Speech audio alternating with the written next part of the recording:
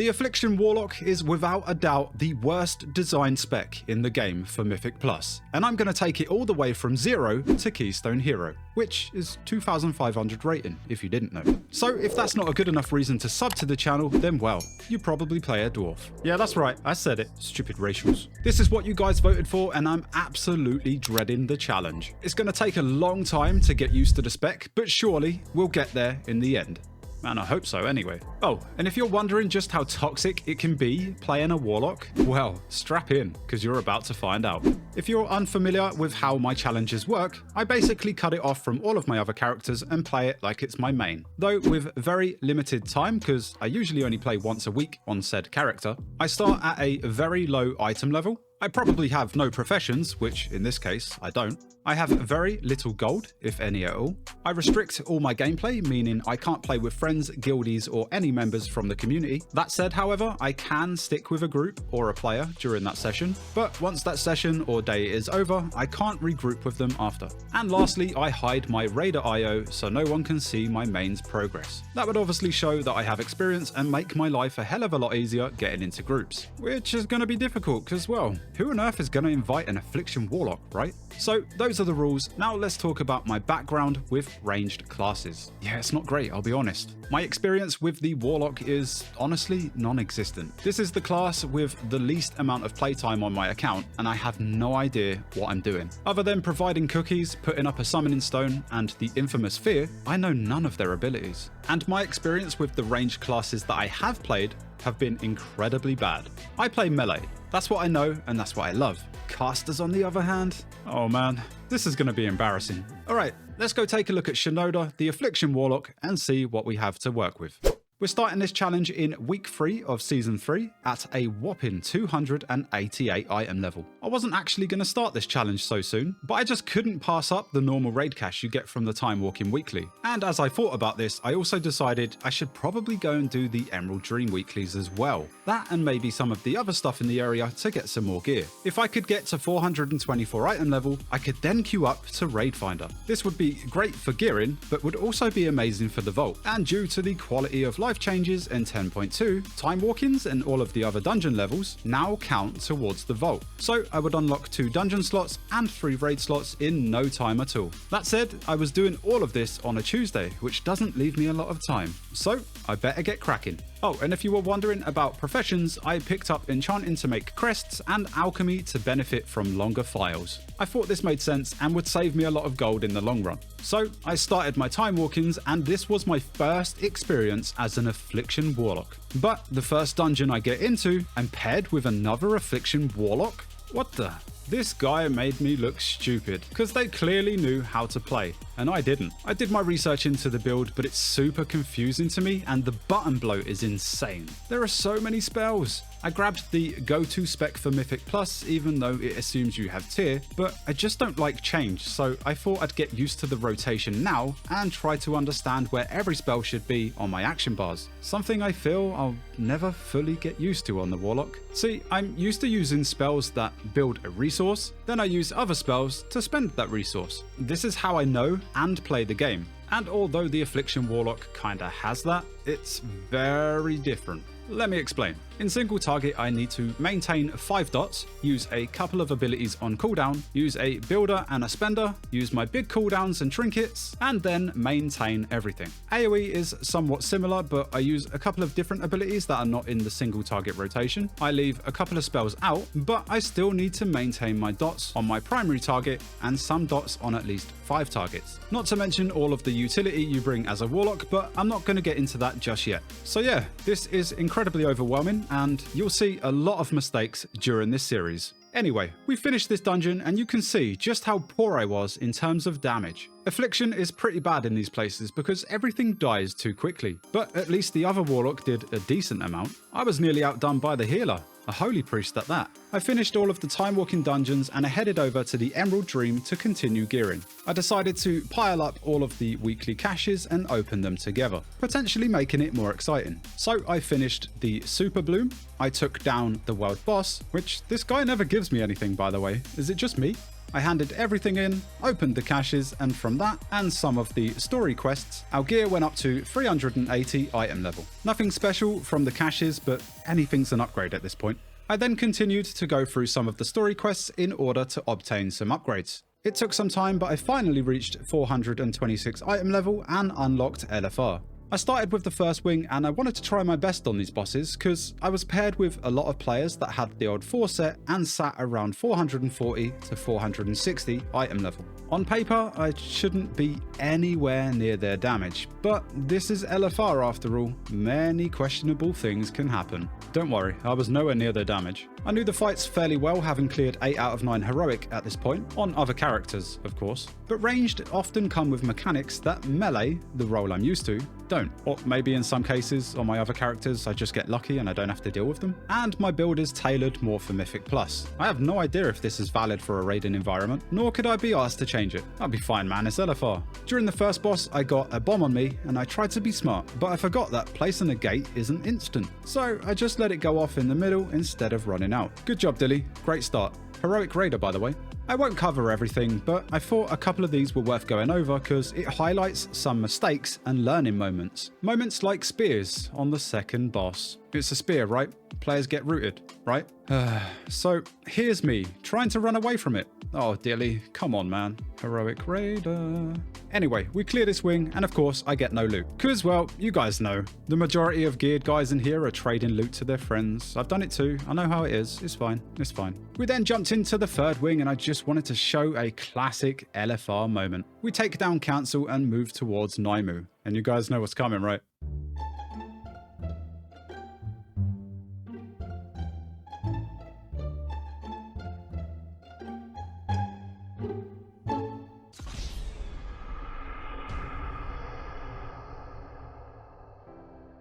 Yep, more than once by the way, and no loot from this wing either.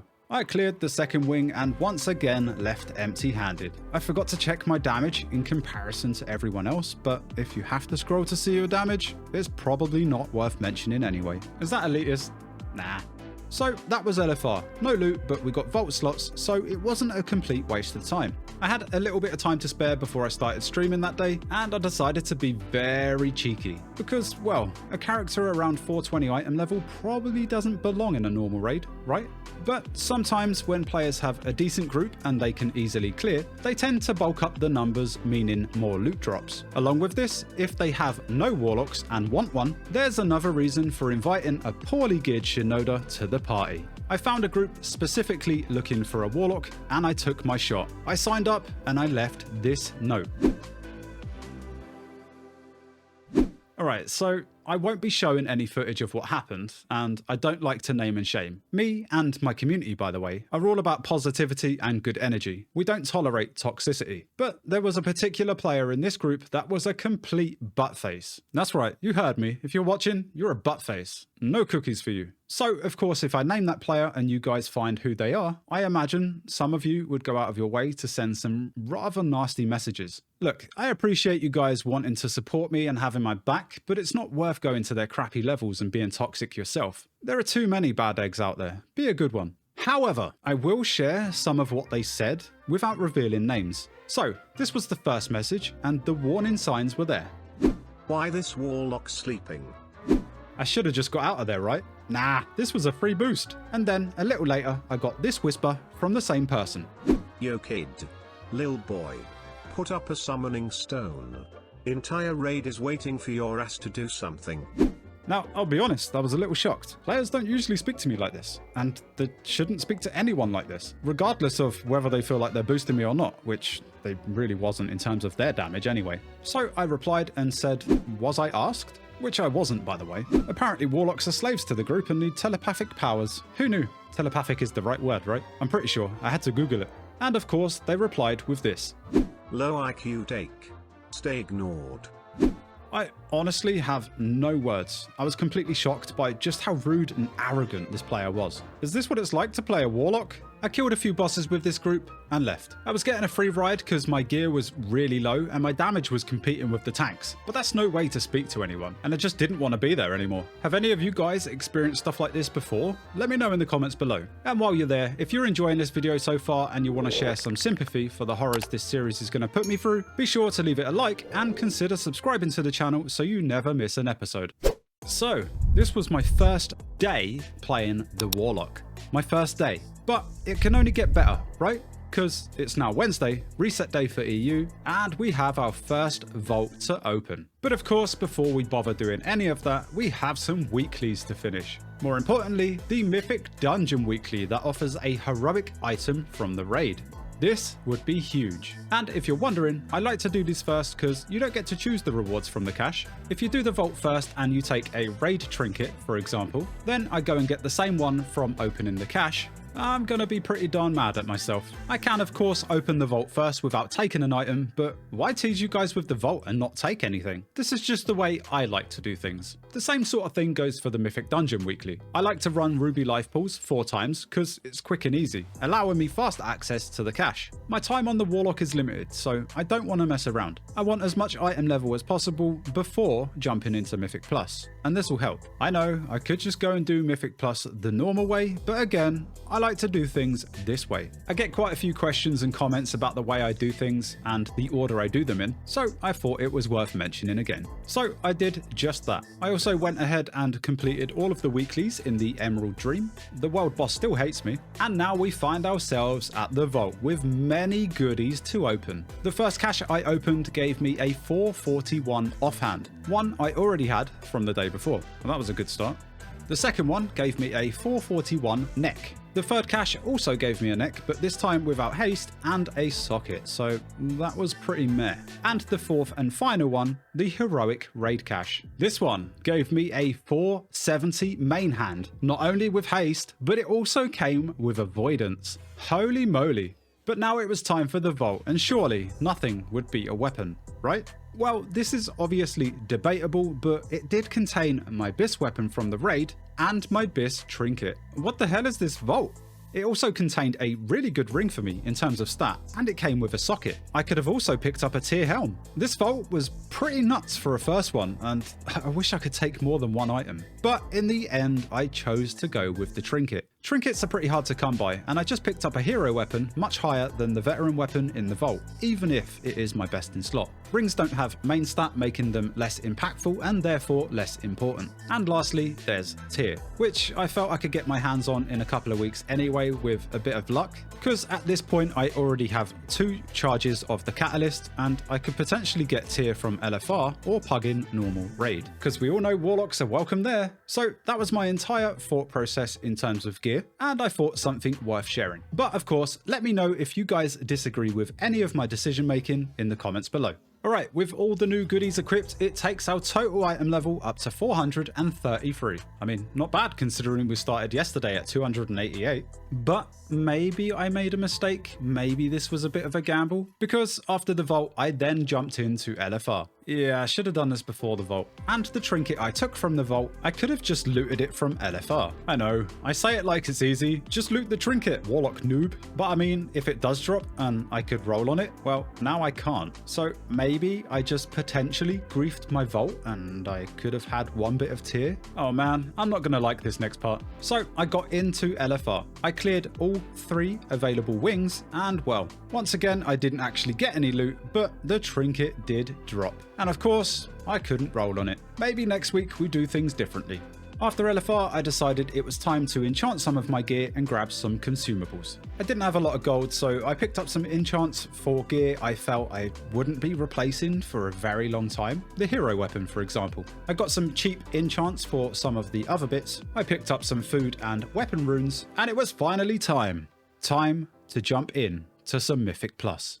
Now, I was worried that nobody would invite me, not only being an Affliction Warlock, but also because of my low item level. So that left me with one option, to run my own key. And I'm going to be honest with you guys, I'm not comfortable doing this. But this is the best bit of advice I would give to you guys if you are struggling to get into keys. And I feel like I'm going to need to do this quite a bit. But we'll see, because I love to experiment and it will be interesting to see how the plugin world deals with an Affliction Warlock. Oh, this gonna be good. Just not for me. So I listed my Darkheart Thicket +2, I invited the first bunch of players to sign up, and I made my way. I was incredibly nervous. This was going to be very different to the open world and raiding environment that I'd experienced so far. I presumed things would die quickly, not allowing me enough time to deal much damage. I was still messing up with my keybinds and very often reapplying the same dot over and over, thinking it was either a builder or a spender, and everything just felt so wrong, and I didn't feel like I was ready. But we all start somewhere, and this was my beginning, my very first key on the Warlock. This week's dungeon affixes are Tyrannical. At level 7 we'll get Storming, and at level 14 we'll get Raging. I'm pretty damn sure we won't see all of those. I placed cookies like a good little warlock, ate my food, applied my weapon rune, did a ready check, a pull timer, and we began.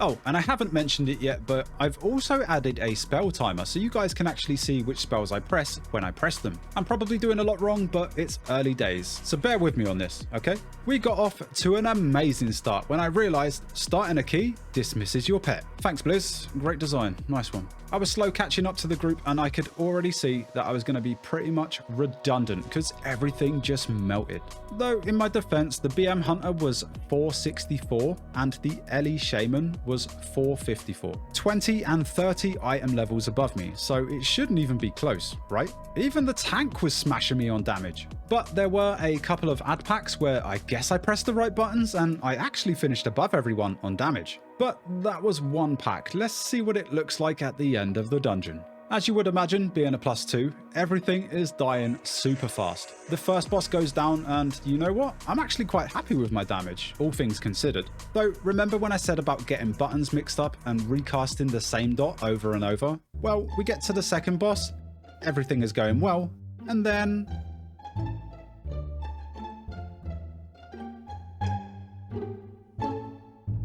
It took 4 casts of Unstable Affliction before I realised, oh boy. At 30% I take full advantage of the situation and decide to pad. That way I don't look so bad on the damage meters. I leave the roots, they turn into saplings, and I spam my AoE abilities. Nothing amazing, but I mean, I'm not even 440 and no tier. I'm actually quite impressed with my output. We get to the third boss and I really struggle with movement, to the point where everything gets out of hand. The Shaman seems to have brought loads of friends to the party too, so it wasn't just me. The last boss was another interesting experience due to movement, players not knowing they needed to stack with a certain debuff and others not knowing when they needed to spread. Nevertheless, we took this guy down, gaining a whopping 68 score and turning our key into a Throne of the Tides +5. I didn't get any loot myself, but the Paladin was nice enough to trade me a 441 ring. Not the best stats for me, but it's probably an upgrade either way. I then asked the guys if they wanted to stay for more, they all agreed, and we moved on to Throne of the Tides +5. Now, in terms of what I'll cover in these dungeons, if there's something worth mentioning, I'll cover it. On Tyrannical weeks, the bosses are typically harder, but on Fortified weeks, it's the ads that become more of an issue. So you might see some focus on those depending on the week. But these keys are very low, making them more forgiving, which is great because I'm gonna make a lot of derps. So we made our way to the first boss and I started thinking about the encounter, when ads would spawn and what I would do to maximize damage. I'm always a team player, so my main goal was to build shards, interrupt one of the casters, and spam Seed of Corruption. For the most part anyway. But damn, did you see how much damage my trinket just did? Yikes.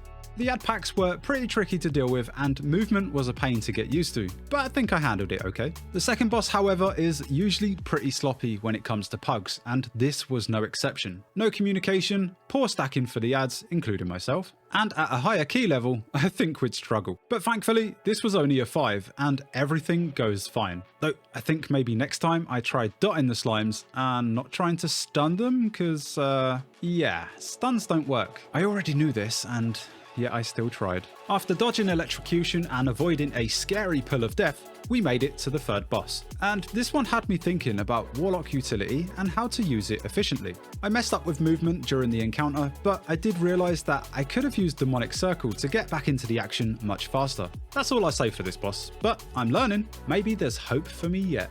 The last boss wasn't much of an issue. It's awkward having to move and not be able to cast, but sometimes it's okay when I have dots I need to apply. Thankfully, the boss didn't last long, we wasn't overrun by puddles on the floor, and we took this guy down. No loot, it took our score up to 158, and it turned our key into an Atal Dazar 8.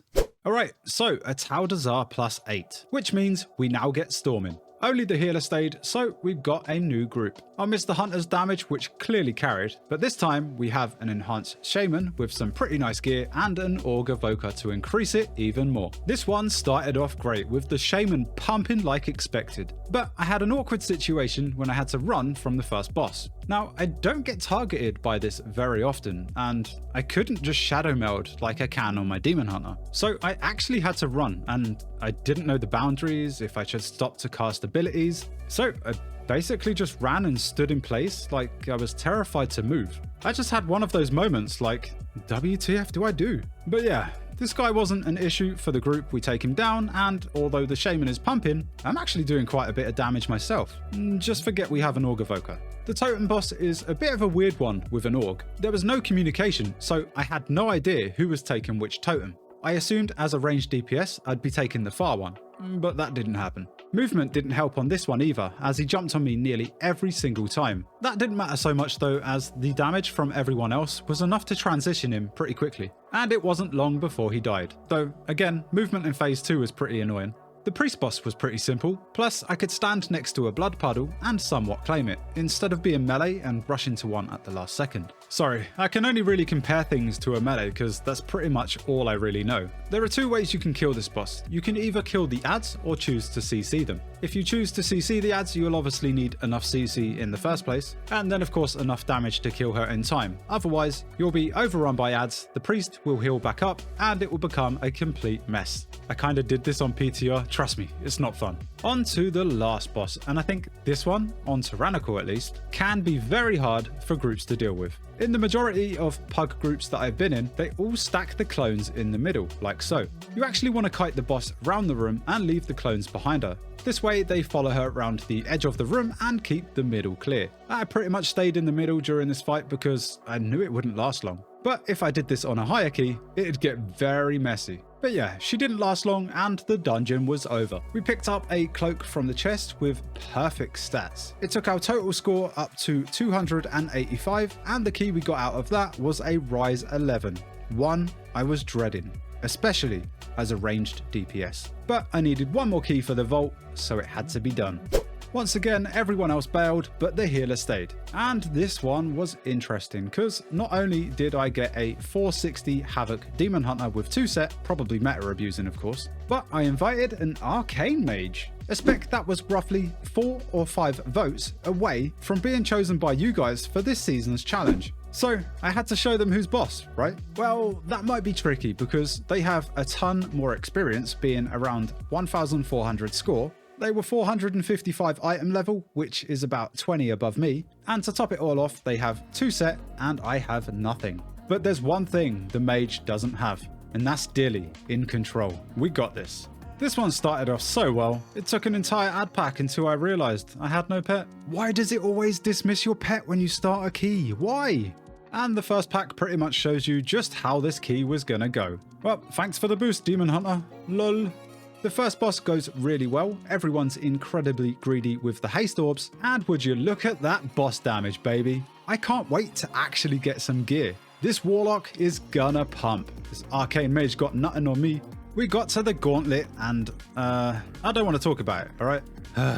Time for the battlefield, though I don't really know what to say about this fight. It's incredibly messy at times. I placed my gate, which saved me from a shockwave, but because of poor boss positioning, I'd nearly get hit by another one, and I just managed to escape. Ugh, that mage has pulled ahead of me now, damn it. But that's fine, because now we move on to everyone's favourite in this dungeon, Morchi. Though I much prefer Morchi to the battlefield in higher keys, Morchi's just so much easier once you understand the fight. We get to where the clones are spawned and we have to kite and CC, but sadly the healer dies. I follow shortly after and then we lose the mage. I was kinda hoping the mage would die and I would take over on damage, but yeah, we both bit the big one. The healer then gets picked back up, gets fixated, runs into one of the circles and gets stunned, they shapeshift out of it and try running with some heals, but it's just not enough and the clone takes another victim. But don't worry, because tanks are usually fine in this fight and the Demon Hunter has a ton of leech. The three of us lay here desperately hoping that the remaining two can finish her off, and thankfully after nearly 3 minutes they do just that. Man, thank God we have this Demon Hunter in the group, they're doing more than double my damage.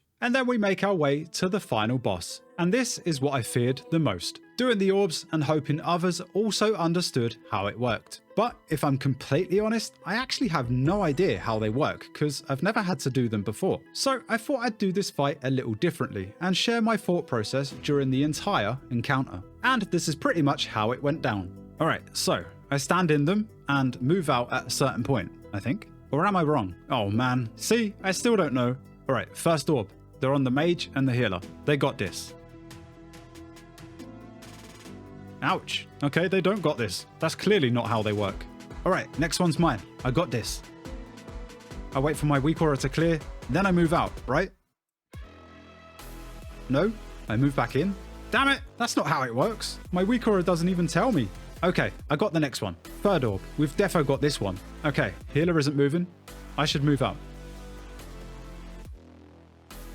They're staying in. Yeah, that was ouchies too. How do these work? Fourth orb. No weak aura. Healer staying in. WTF do I do? I move? Oh god, I'm so confused. Alright, we rush to the other side. Fifth orb on me and the mage. Mage is unaware. I stay. Then move out too soon? Oh man, I'm griefing this key. I probably just killed the healer. Are we still meant to take damage? Sixth orb. I can't mess this up. I stay in. Am I actually reducing the damage by staying in? Oh, I have no idea, man. Move out at the last second. Oh no, now the floor is lava. Okay, orb number 7. I did it right this time, surely. Oh no, floor, lava, must move, orb, hurt, ouchies. Oh wait, the mage died? My time to shine. Orb number 8. Okay, healer moves straight away and it falls much faster, so I must be doing something right. Mine's slower. That must be reducing damage, but then I move, right? Otherwise, kaboomy? Oh no, more lava! And just as the 9th orb hits the ground, the boss dies and I can finally breathe again. Holy moly donut shop. That was stressful. Brownie points to anyone who gets that quote, by the way. I didn't quite beat the mage on damage, but I'm super happy with my performance. Maybe not my work on the orbs, but I mean, I didn't quite know how they worked myself, and I still don't understand. But I kinda knew that someone had to do something with them and not just move out and ignore them. Yikes. I would say poor healer, but they contributed to that too, so. Finishing this key took our total rating up to 435, and sadly, I didn't get loot from this place, although I didn't feel like I deserved any. And that's where we end for this reset. 436 item level and 435 rating. A lot to take in after this session and much to improve on. But I'm actually enjoying the Warlock so far and it's super confusing to get used to. This one's definitely gonna be a challenge. If you enjoyed today's episode, be sure to leave this video a like, maybe a sympathy sub to the channel for putting myself through all of this pain and suffering. And if you want to watch me live, make sure to go follow me over on Twitch. But that's me done, thanks for watching and I'll see you in the next one.